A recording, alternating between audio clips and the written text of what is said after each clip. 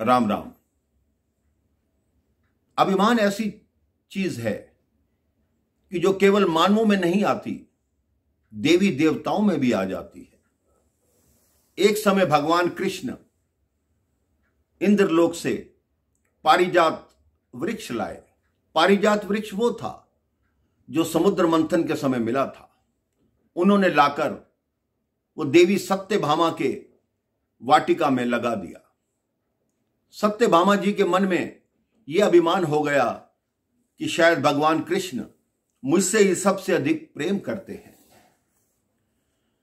उन्होंने भगवान कृष्ण से प्रश्न किया कि हे प्रभु, क्या सीता मुझसे अधिक सुंदर थी? जो पिछले जन्म में जब आप राम थे तो आप सीता के लिए रोते हुए फिरे।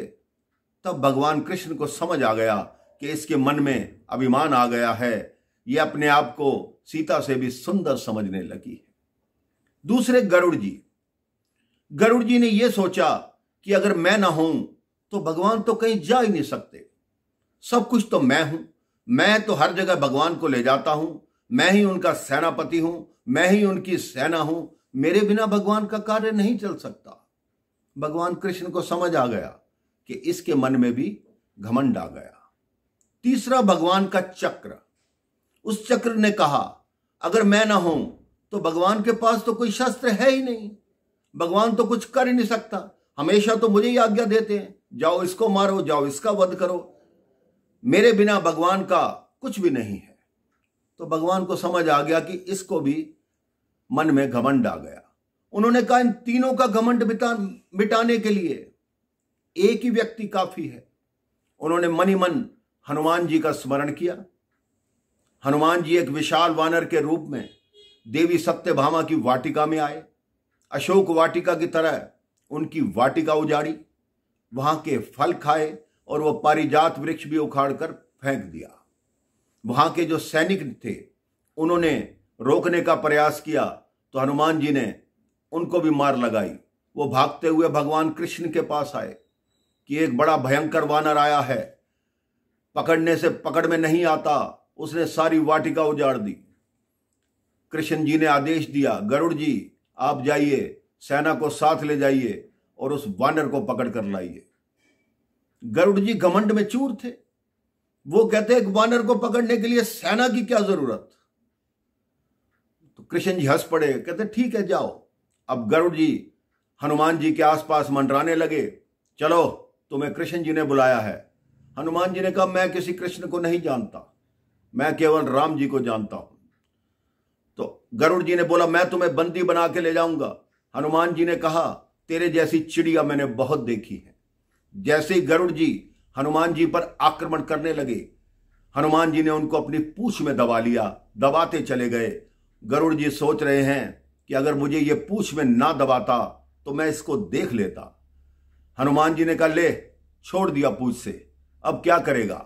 हनुमान जी ने उनको हाथ से पकड़ा और समुद्र में 2-3 डुबकी लगवा दी और हनुमान जी वहां से अंतर्धान हो गए।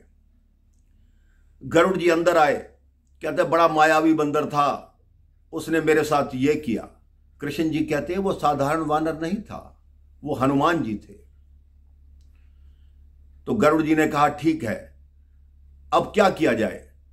तो कृष्ण जी ने कहा जाओ, वो इस समय कामदगिरी पर्वत पर विराजमान हैं, उनको जाकर कहो कि द्वारका में तुम्हें श्री राम बुला रहे हैं। अब गरुड़ जी कामदगिरी पर्वत पर पहुंचे, वहां हनुमान जी विराजमान थे। हनुमान जी से कहा कि आपको द्वारका में श्री राम बुला रहे हैं। हनुमान जी ने कहा आप चलिए मैं आता हूं। कृष्ण जी ने चक्र को आदेश दिया, जैसे ही हनुमान अंदर आए द्वार पर खड़े रहना, उसको अंदर मत आने देना, उसको बंदी बना लेना। चक्र ने कहा ठीक है प्रभु। अब हनुमान जी वहां आए, देखा आगे चक्र द्वार पर खड़ा घूम रहा है। हनुमान जी ने चक्र को पकड़ा और मुंह में रख लिया। कहते मैंने सूर्य मुंह में रख लिया तो तेरी क्या औकात? अंदर जाकर देखा कृष्ण जी ने सत्यभामा को मां सीता का रूप दिया, स्वयं राम जी का रूप लिया हुआ था। हनुमान जी ने राम जी को दंडवत प्रणाम किया, लेकिन मां सीता को प्रणाम नहीं किया। कृष्ण जी ने कहा कि हनुमान अपनी सभ्यता भूल गए, मां को प्रणाम नहीं किया। हनुमान जी ने कहा आप किसी दासी को माता बना के बिठा देंगे तो क्या मैं प्रणाम करूंगा? ये मेरी मां नहीं है। सत्यभामा का घमंड दूर हुआ, चक्र का घमंड दूर हुआ। इतने में गरुड़ जी आए कि वो वानर कह रहा है मैं अभी आ रहा हूं। गरुड़ जी को अपनी गति पर बहुत अभिमान था। हनुमान जी उससे भी पहले वहां पहुंच गए थे। इसलिए भगवान ने तीनों को यह सीख दी कि अपने मन में अभिमान मत रखो, सदा फले फूले वृक्ष की तरह नीचे को झुके रहो। आप भी अपने जीवन में अपना यह लक्ष्य बना लीजिए कि कभी अभिमान नहीं करेंगे और हमेशा प्रभु का स्मरण करेंगे। राम राम, जय श्री राम।